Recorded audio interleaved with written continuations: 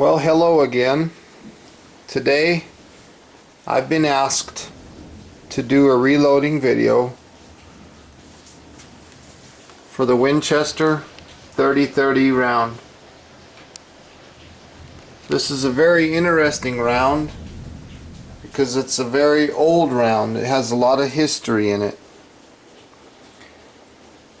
It was marketed back in 1895, in early 1895, for Winchester's model 1894 lever action rifle. Very popular round because it was the first round that America had that used smokeless powder. Some of the items that you see in front of me are going to be items that I'm going to be using to reload this bullet.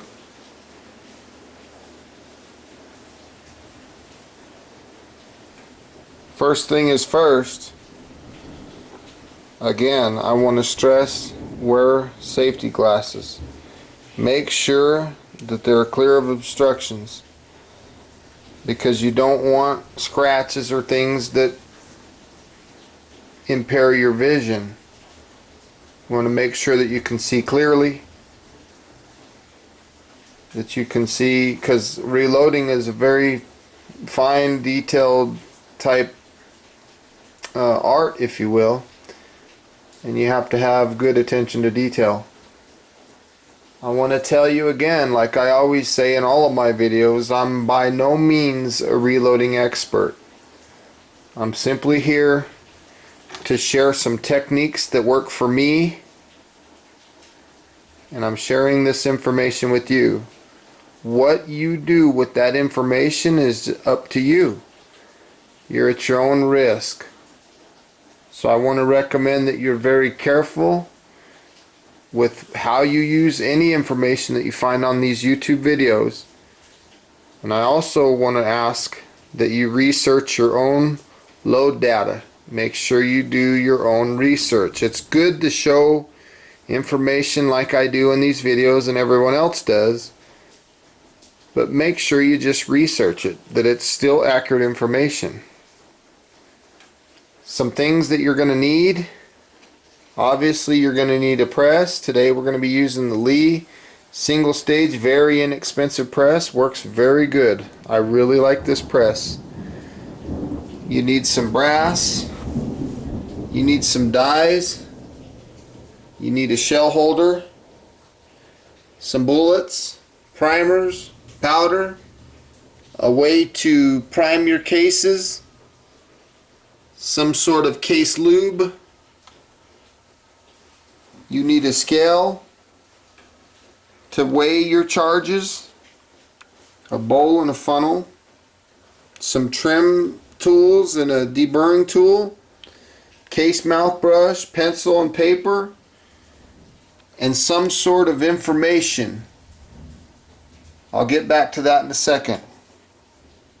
You need a pair of calipers and some small hand tools, a couple screwdrivers, crescent wrench, and some channel locks. Back to the information. Many places, like today, we're going to be using IMR 4064 powder. This is a very popular powder for this round, for this 30-30 Winchester, because like I said earlier, this round was one of the first rounds that America had that shot a smokeless powder.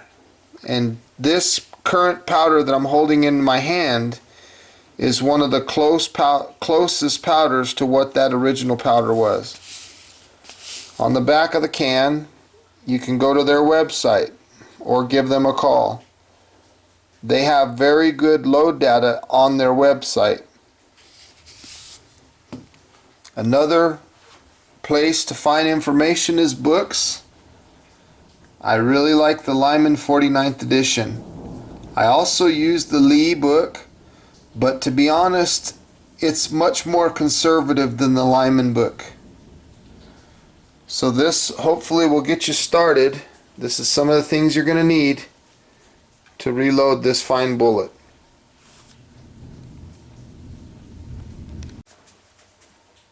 I'd like to take a little of your time now and look up some load data that we're going to need to reload this 30-30 Winchester round.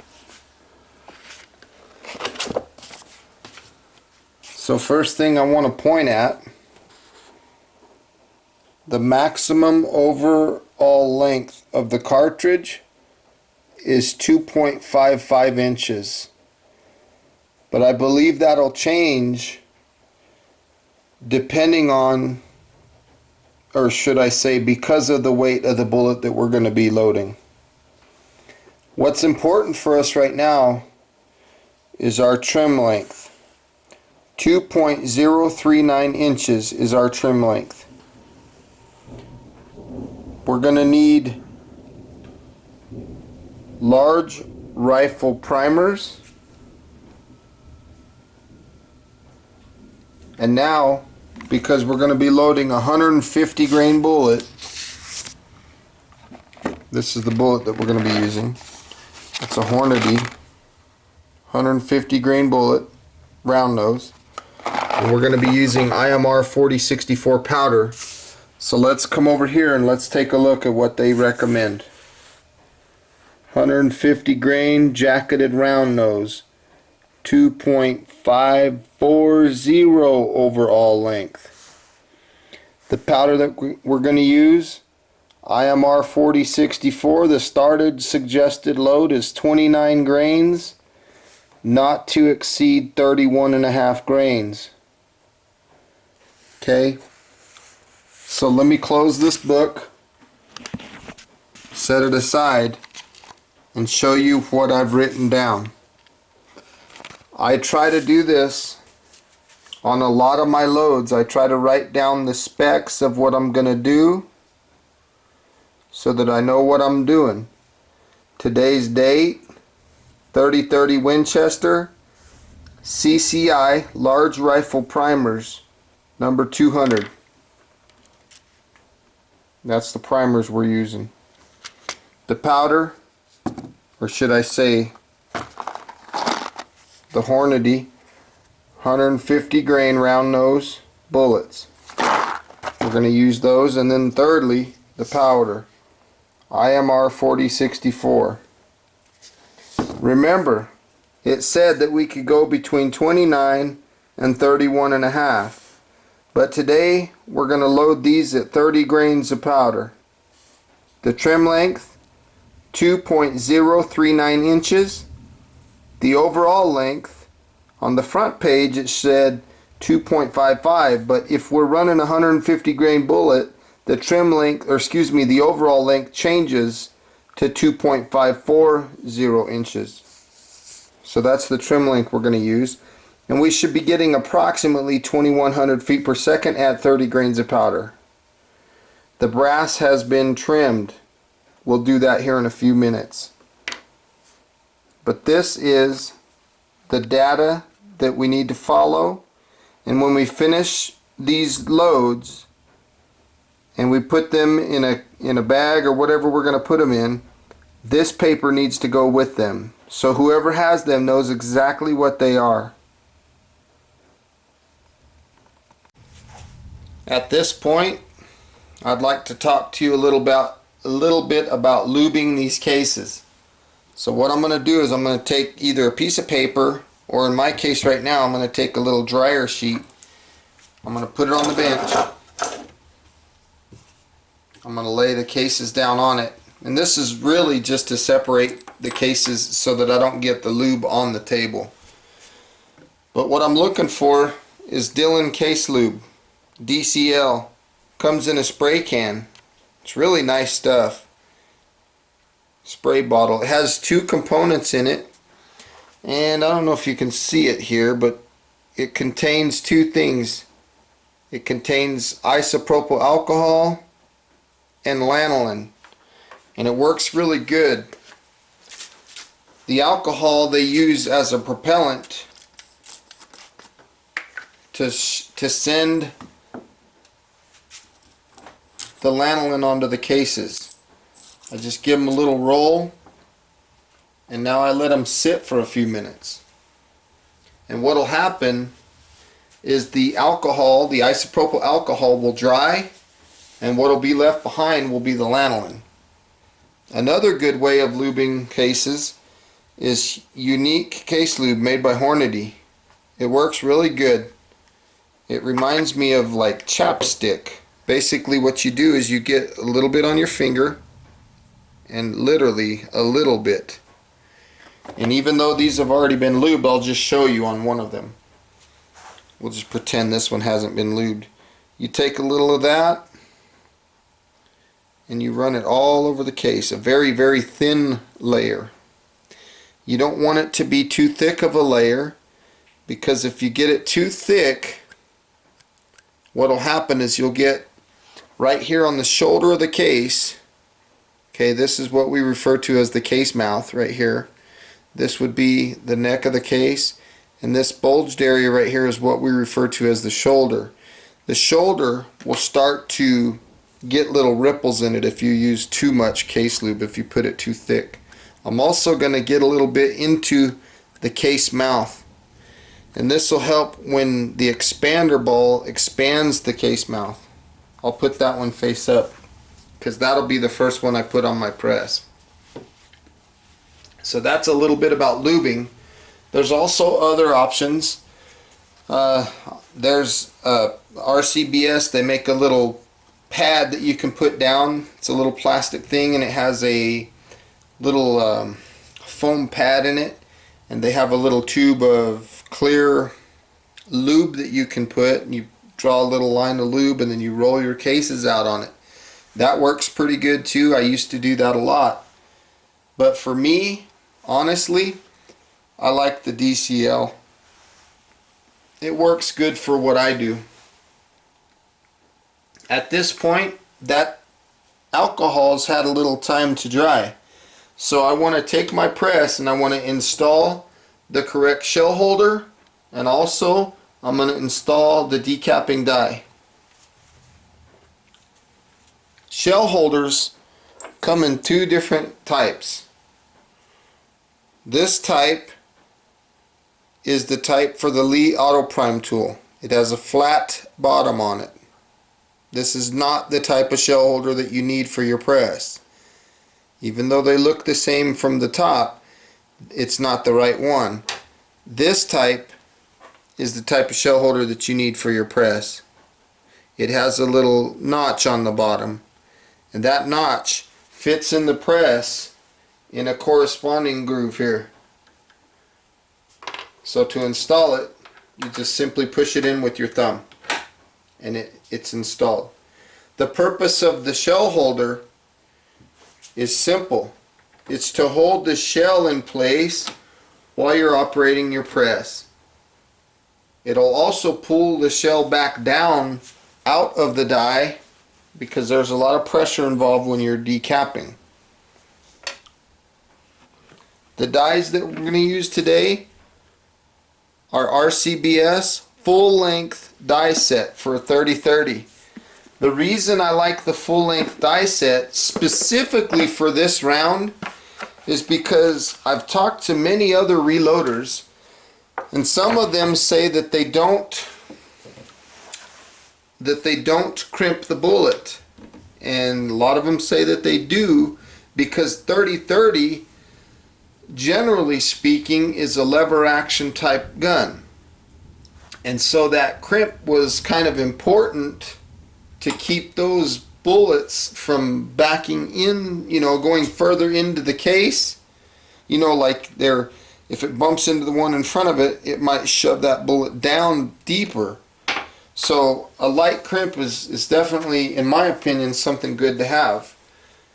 But if they had like a neck sizing die, which only covers the neck and maybe into the shoulder a little, I don't want that. I want a full length size, because it'll tighten up the brass and it'll make that bullet hold a little better, whether I crimp it or not. If my objective is to go out to the range and I'm going to shoot paper and I'm going to do this all in a matter of an hour or two, I'm not going to crimp them. But if I'm going to be walking around in the woods trying to hunt or something like that, you definitely, I'm going to definitely crimp them. Now this round 30-30 got its name from the 30 caliber bullet that it uses and 30 grains of smokeless powder.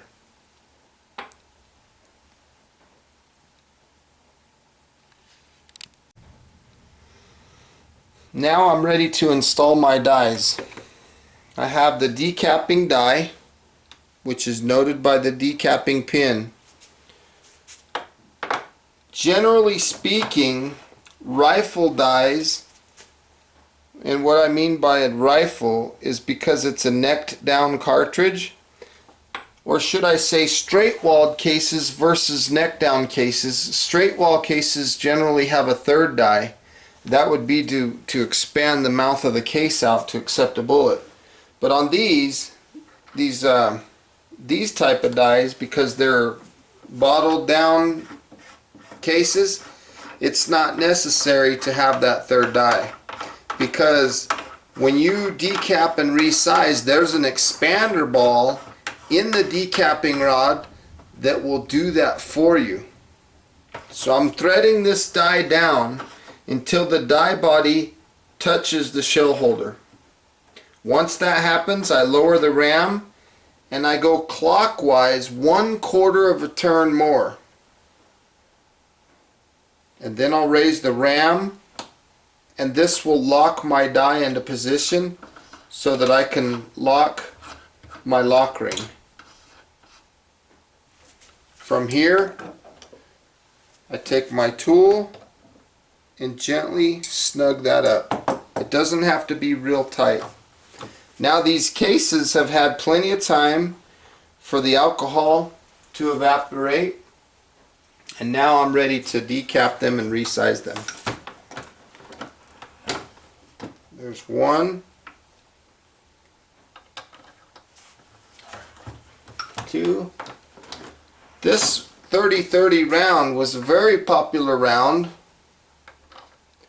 for deer hunters, and they liked it because it had a decent knockdown power, and it could kill it around 200 yards. Now it was pushing it a little bit at 200 yards, but nonetheless they had about a 200-yard range of knockdown, and they really liked it because the recoil wasn't hard on this gun.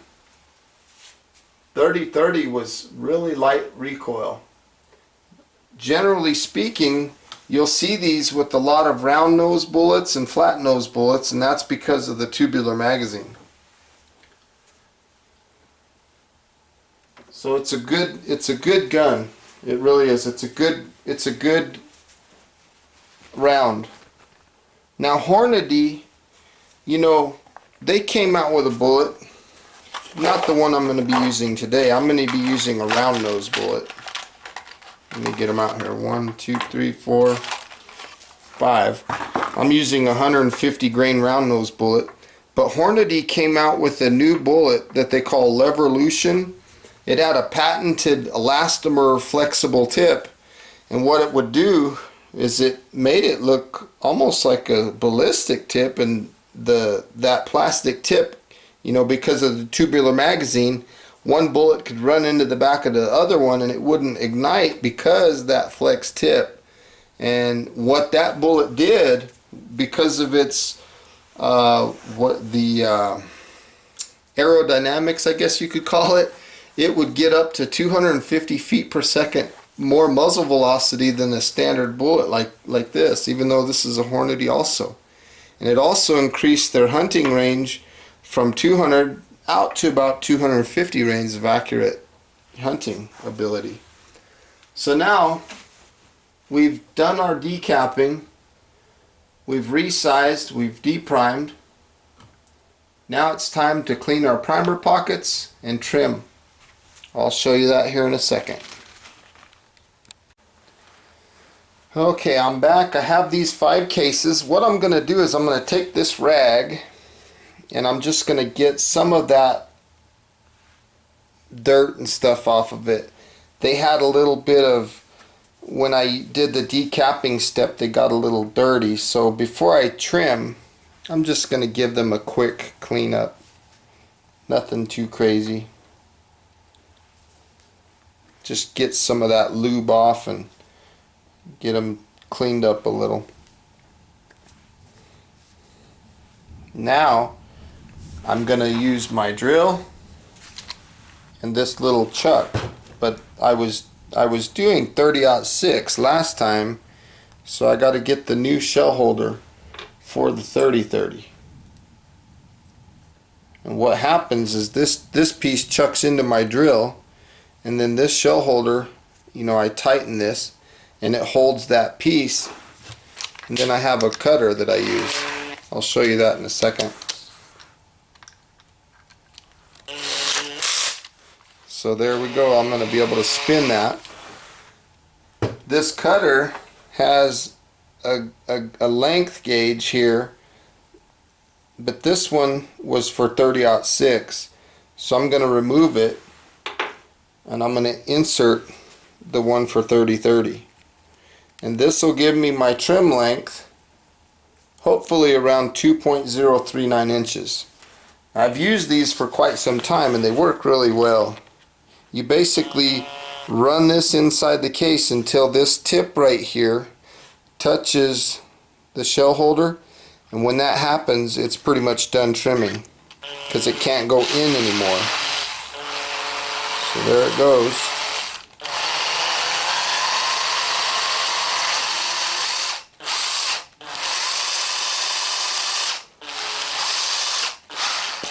You'll see it removing plenty of brass.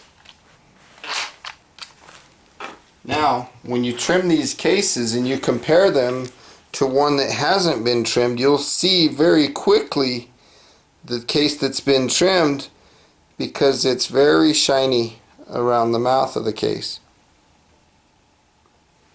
Another thing that you'll notice is you'll see some burrs here.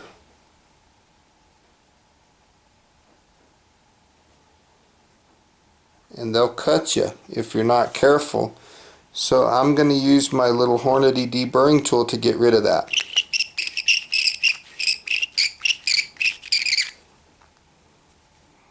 I'm going to fill it until I get rid of it.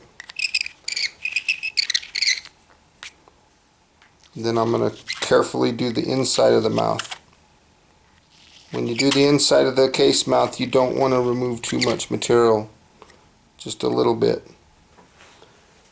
The next step that I'd like to do is find my little screwdriver, and I'm going to clean the primer pocket a little bit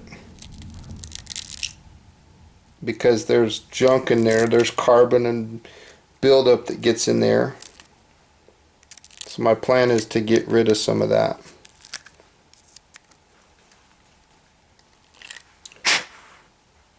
So this is what the primer pocket would look like after I clean it. Nice and clean. The brass has been resized, deprimed, trimmed. Now I'll repeat the process on these other four.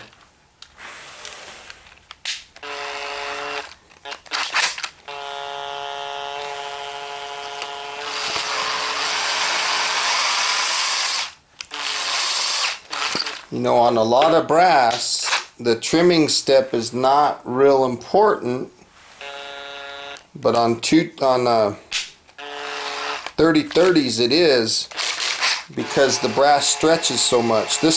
Brass is a little thinner than like what a 30-06 brass would be, so it's very important to trim it, especially if you're going to be crimping later.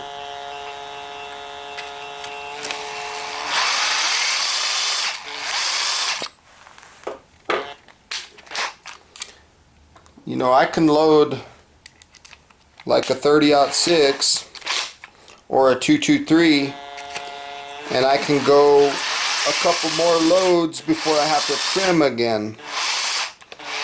That is not the case on 30-30 for me. I usually have to trim these just about every time. Now you can see that the mouths up here, they have that burr on them. So I got to use my deburring tool. Get here.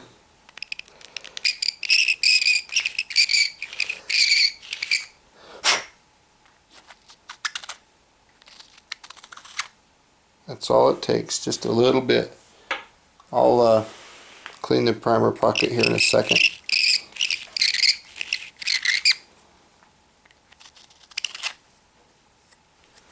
It's pretty simple. This brass is a little bit thinner than what a 30-06 or a 308 or something like that would be.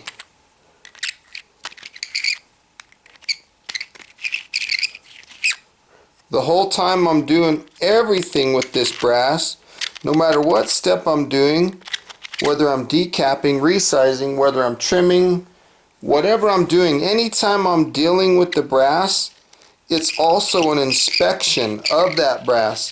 I'm looking for splits, cracks, bulges, anything that looks out of the ordinary. Before I decap them, I look at the primer pockets to see if I had a bulging primer. That could have been a sign of excessive pressure. There's just a lot of things that I look for before I go to the next step. Reloading to me is all about making sure that everything looks good and that I'm using good components, because your round is only going to be as good as the components that you have. If you skip a step here or miss something there, or you forget to do this or that, your bullet accuracy might be paying a consequence. Now I'm going to take my case mouth brush and I'm going to clean the case mouths. And I like to do this after I trim, because trimming process gets burrs and stuff and brass, little pieces of brass in there. So I like to wait till after I trim to do this. You could do it before you trim, but I personally like to wait till after, because it's just going to get, I mean, you can see in there, I don't know if you can tell, but there's all kinds of little brass shavings and stuff. If you have some compressed air, this would be a good time to blow these cases out too. I don't know if I have any air built up on my compressor or not. We'll check. Let's see if I have any air.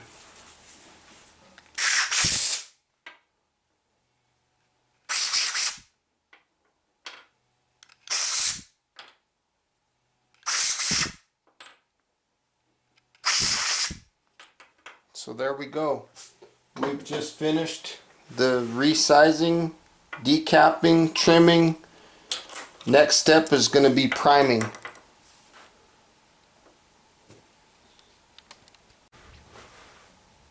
Okay, we're ready to start the priming process. Today we're going to use CCI large rifle primers, number 200. I have 5 cases in front of me. But before I use my Lee Auto Prime tool, I have to change the Auto Prime shell holder. So I'm going to push, get rid of that. Take this out and remove that shell holder. There's a chart here that shows which one you need, and today we're going to be loading 3030 Winchester. Let me find it right there. I don't know if you can see that or not. Right there, 3030 Winchester. It calls for a number 3. So I have the number 3 shell holder in my hand. I'm going to insert that into the Lee Auto Prime tool. So basically you have a Auto Prime tool body and you have a shell holder, and the shell holder goes with the mouth facing outward, or upward I should say. You have this piece, which is your tray. It fits down into the tool. And then you have this part, the handle. This ball part goes in and you hook right there. That's your priming tool. At this point, I'm going to insert some primers into it. Like I said, I have 5 cases, so I need 5 primers. So I'm basically going to dump 5 of them into my hand. Drop them into here. You'll notice, I'm going to flip them over on purpose. You'll notice that they're not all oriented the correct way. Some of them are anvil up, some of them are anvil down. This tool has little grooves. You see these circles? Those grooves are so that when I shake it, they help flip the primers over to be oriented the correct way. So you see 5 primers there with the anvil out towards you because of these grooves. So now I have the primers oriented at the same direction. They're all correct. I'll put my cap back on, and now it's time to start priming. Now when I prime these cases, it's important that I don't point them at my face or point them at my friend or point them at my dog. I point the mouth of the case in a safe direction in case one of these was to go off. When you prime the cases, you want to make sure that your primers are seated below flush, that this center of the primer is lower than this brass. Okay? I hope you're following me on that.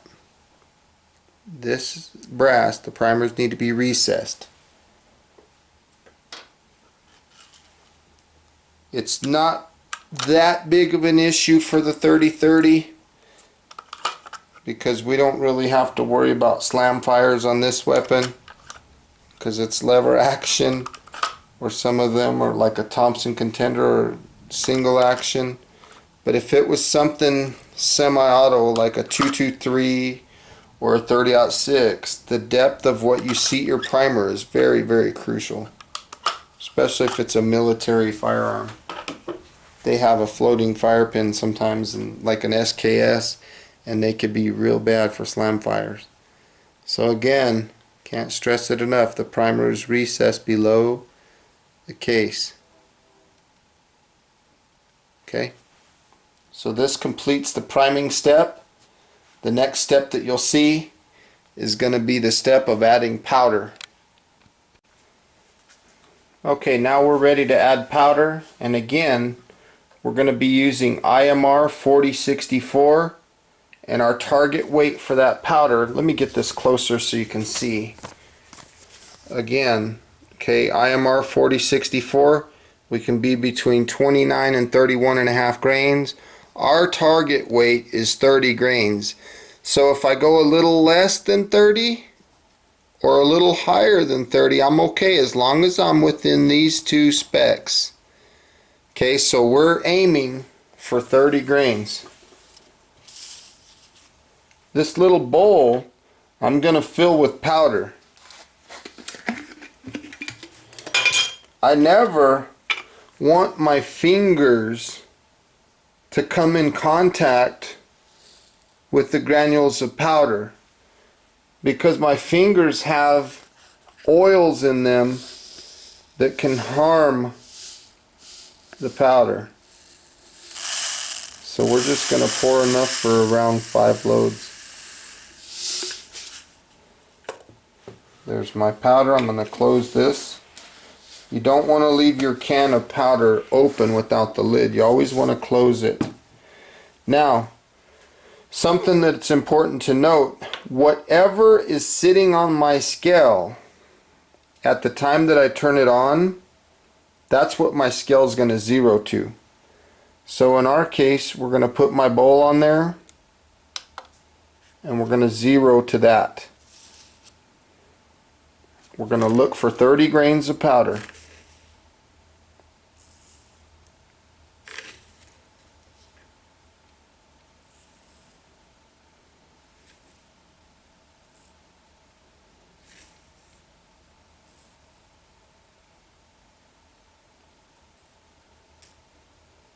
went a little bit over. You see me tipping this thing up because I'm trying to get it to reset and remeasure.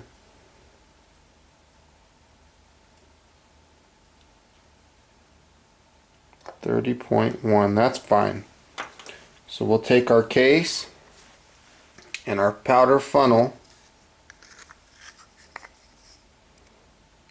We're going to pour that powder in. I start with the scoop, or excuse me, the powder funnel a little bit high. Notice I'm setting these in a different area as they've been powdered. I start with I pour the powder a little bit high, not to get it spilling and ricocheting all over the place, but it helps make it go in without jamming up.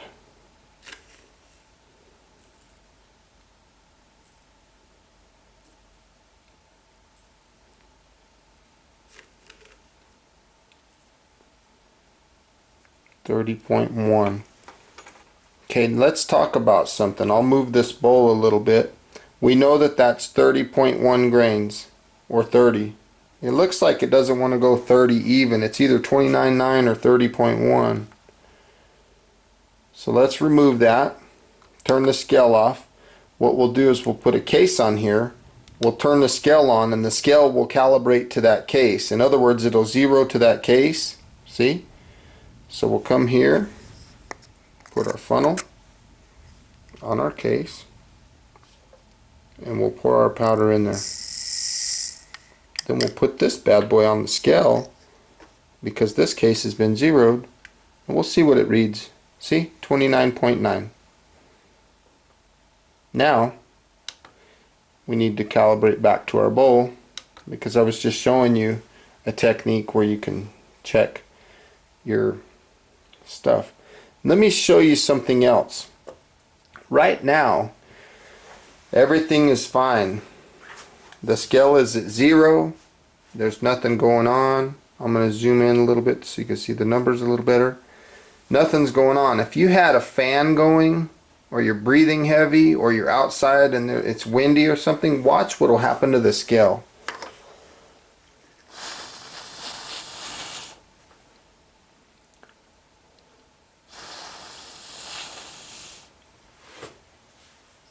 So keep that in mind when you're dealing with powder as to how sensitive these scales can be.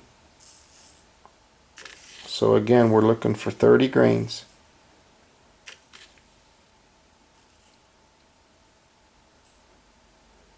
.6. If we chose to keep that, that would have been just fine. So again, we're going to if we pour the powder too quickly, a lot of times it'll get stuck. See that? Then you got to go tapping everything and you got to kind of wiggle. So that's why I poured it from a little bit higher and let it kind of bounce around in there. As long as it's not bouncing out of the case. I just thought I would show you that little trick.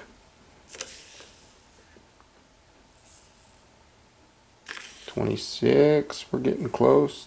29.31, so that's a little hot.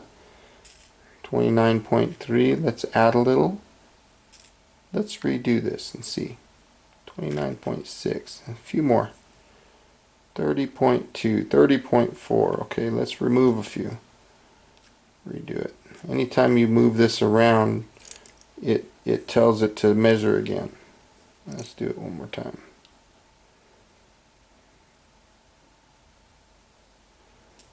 I don't think the deer is going to care if you got 30.2 or 30.4, but so anyway, pouring it a little bit high, letting it kind of bounce around a little bit. As long as it's not bouncing out, that'll let the powder go in nice and smooth, and it'll go a lot quicker. Won't get gummed up. Okay, we're on the last one. We're going to load it 30 grains.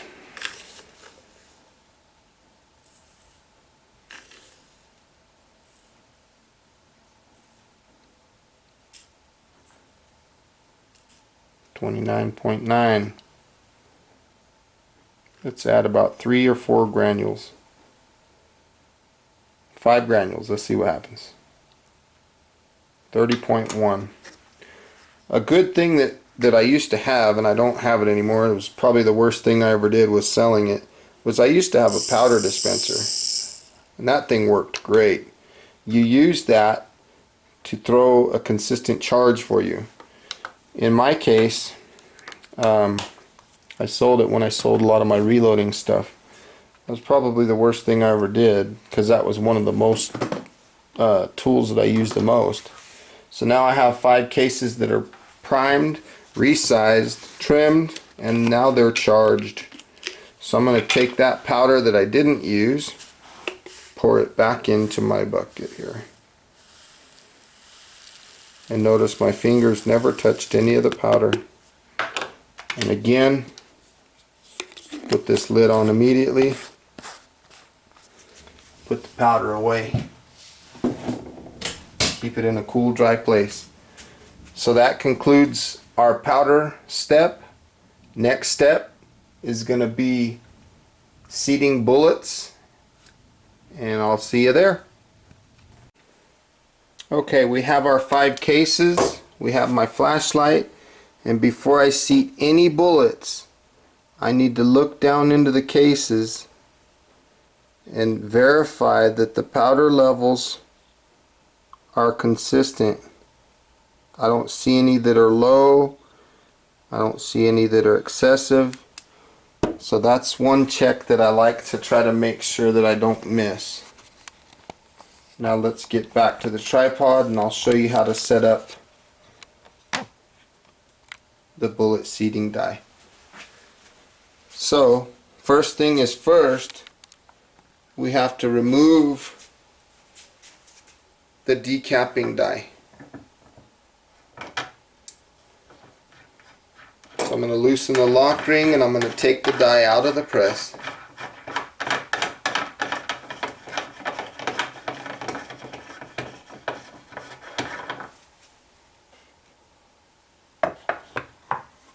Put it back in the box and find my bullet seating die.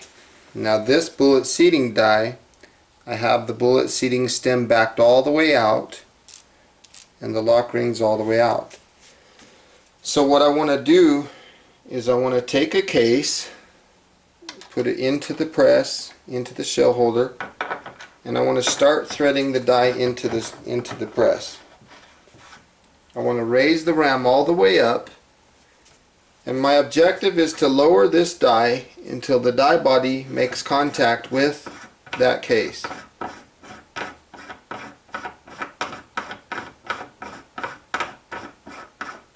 Once it makes contact,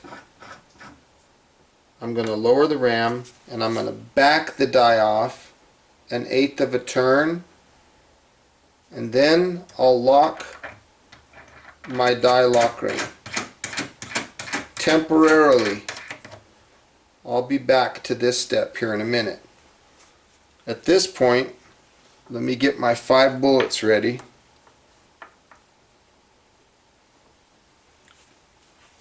These bullets are again Hornady 150 grain bullets, and they have the cantilure on them.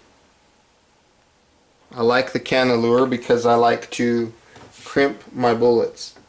I'm going to show you 2 techniques of seating the bullet and crimping. So first thing is first, I gotta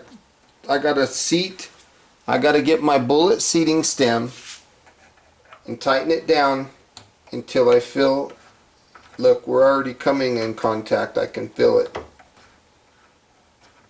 See? So I'm going to lower the ram, and I need to go quite a bit, so I'm going to do like 3 turns. 1, 2, 3, and then I'll raise the ram and I'll see where we're at. We're not even close to the cantilure. We're still too low. Let's go 3 more turns. 1, 2, 3. Let's try it again. the closer that you get to your cantilever, or should I say, the closer that you get to your overall length of your bullet, the smaller the adjustments need to be on this bullet seating stem. So let's see. We still have a little bit to go. Let's try 2 turns. 1, 2. Now we're getting close. Let's go half a turn. And this turns that I'm making are clockwise turns because I want to go deeper.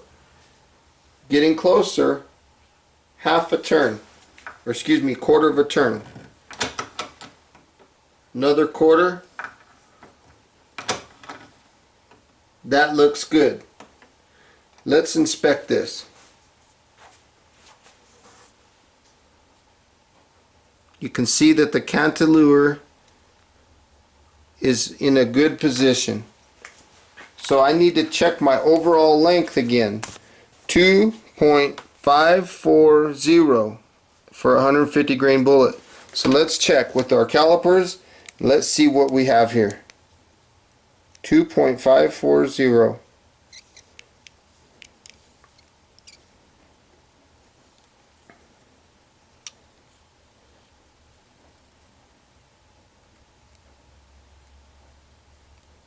Right on the money.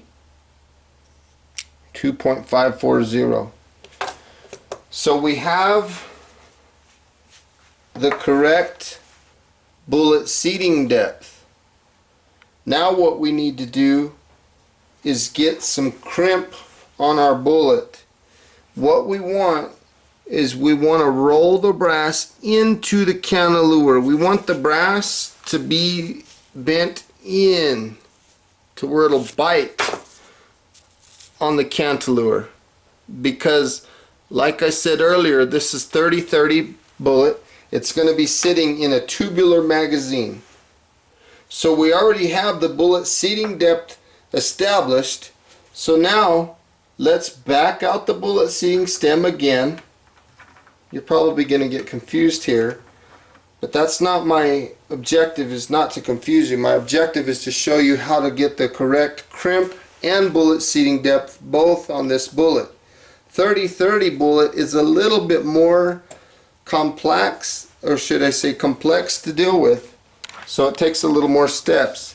Let me change my camera angle a little bit so I can get you a little closer view, because I'm going to be showing you some very interesting things here.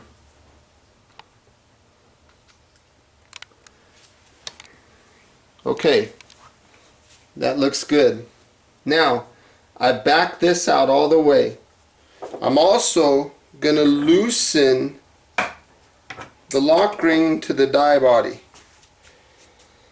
I'm going to raise the ram all the way up, and I'm going to tighten the die body till I feel it touch. And I'm going to give it a little snug, and then I'm going to lower the ram and raise it. I'm going to bring the cartridge out and I'm going to inspect it. And what I'm looking for is, like I said, I'm looking for this to start bending into the cantilever. And it's not doing it yet.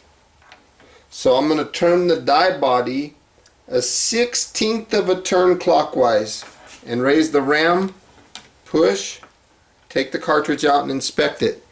When it comes to putting a crimp on this bullet, it's very important that you don't make big adjustments. Make very small adjustments, because we already have the bullet seating depth correct. Now we're working on the crimp. Another 1/16 of a turn. 1. Push, check. Inspect the cartridge. Look for the brass to start biting into the cantilever, and it's still not doing it. Another 1/16 of a turn. Very small increments. The lock ring's messing me up here. 1. Push. Inspect the cartridge. This step is a little bit cumbersome, But once you figure it out and you get it established, it works pretty well. We're getting close, but we're still not quite there. One more 1/16 of a turn. One.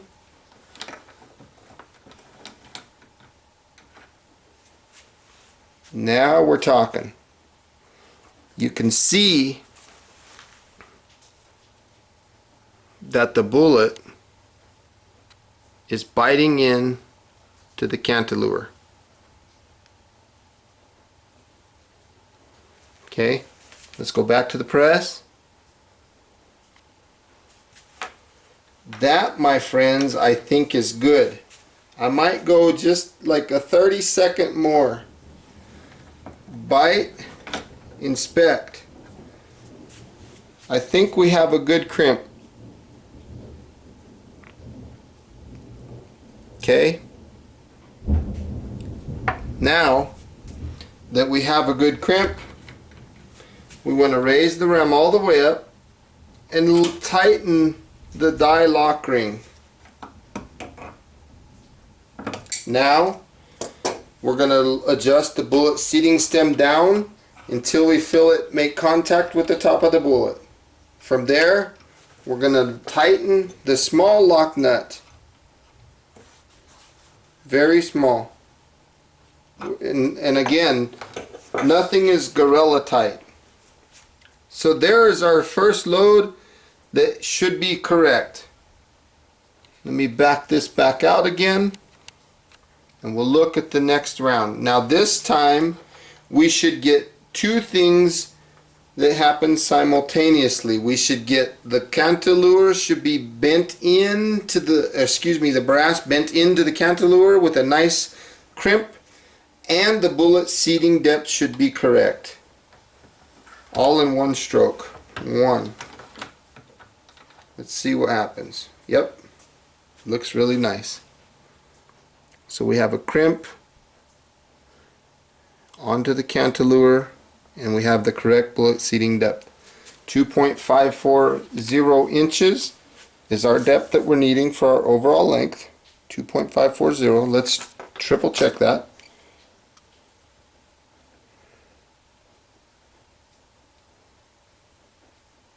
.5375. That, you couldn't be much closer than that. So now this die is officially set to produce as many rounds as you want. If this was the last step, then say I had a box of 50 here in a loading block, I could hit them all now. Just sit here and boom, boom, hit them all until they're done, and they're all going to be, the cantilever is going to be crimped, and the bullet seating depth is going to be the same. Now what I want to do is I want to show you another technique that I use when I want to be lazy and I don't want to do all that work fine-tuning all the adjustments. I'll show you how I copy a bullet. And first thing I have to do though is I have to mess up all my settings. I have to remove, or not remove, but back out my bullet seating stem all the way. I have to undo the lock ring and just for the camera, I'm going to take the die all the way out just to make sure that you understand that I'm doing this from scratch. Now again, the lock ring's all the way up, the bullet seating stem is backed all the way out, and let's say I reach over here and I find an old 30-30 bullet, not the ones I made today, an old one that I know has a good crimp and a good length and everything on it. I'm going to insert it into the press and I'm going to copy that bullet. Let's check the length on this one to make sure what the length is first.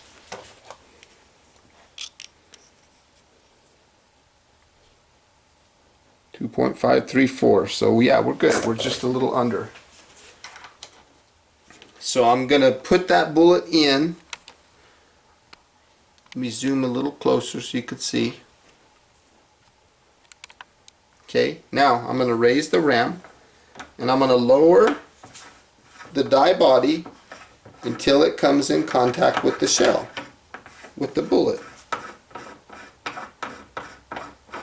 Right now everything's really light. I'm not pushing hard on the die when I turn it. Okay, I came in contact with the shell. I'm going to tighten the lock ring and I'm going to give it just a little bit of snug on the die body. Now I'm tightening the lock ring, holding the ram down, or excuse me, up. Now I'm going to adjust the bullet seating stem down until I feel it touch the bullet. Perfect. Now I'm going to tighten the bullet seating stem lock nut. Now everything is tight, and I'm going to set this bullet aside in my little tray here so that you know that that's not the one that I worked on earlier. This one is, like I said, that's the one that I'm copying. Now let's see how accurate that is. Again, I'm checking down in the mouth of the case, make sure it has powder because I may have spilled one or something like that. Put the case in the shell holder, raise the ram, and I should have a good seating depth and a good crimp. Looks like we did a good job. So I copied that bullet. 2.54 inches, let's check.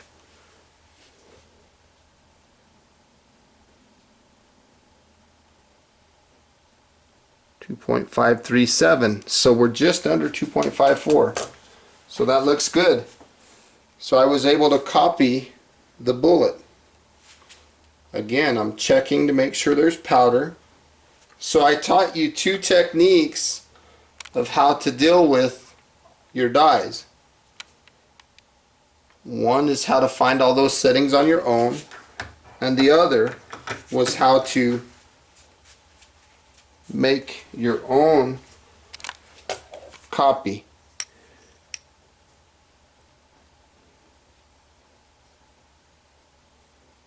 .542. So we're fine, because remember it said our max overall length was 2.55. We're 2.543, so we're good. We're not going beyond that. If you wanted to go a little bit shorter, you could give it another little bump on the press, and sometimes that'll knock a thousandth off.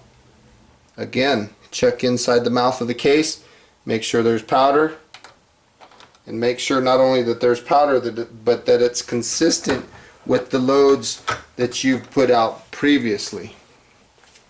Again, we're looking for 2.540.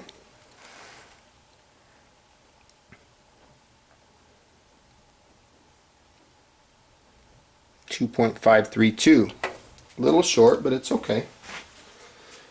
So that is my 5 rounds of 30-30 ammunition. Last and final step is to find my rag, and I'm going to take these rounds and just clean them, make them nice and pretty, clean them up, set my tools aside.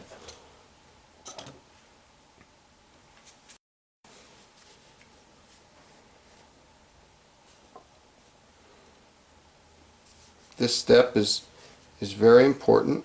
If I had a case length gauge for 30-30, right now would be the time for me to inspect them with that. I unfortunately don't have one yet. Not for this caliber. This final inspection, I'm not just cleaning them and I'm not just checking them out. I'm looking at the primers. Whoops. Dropped one almost. I'm looking at the primers to make sure they're all seated well. I'm looking at the cases, I'm looking at the crimp, I'm looking at everything to see if there's anything wrong at all with that round. And I don't see nothing wrong, so I think we're doing good. Let's go take a quick look at those rounds.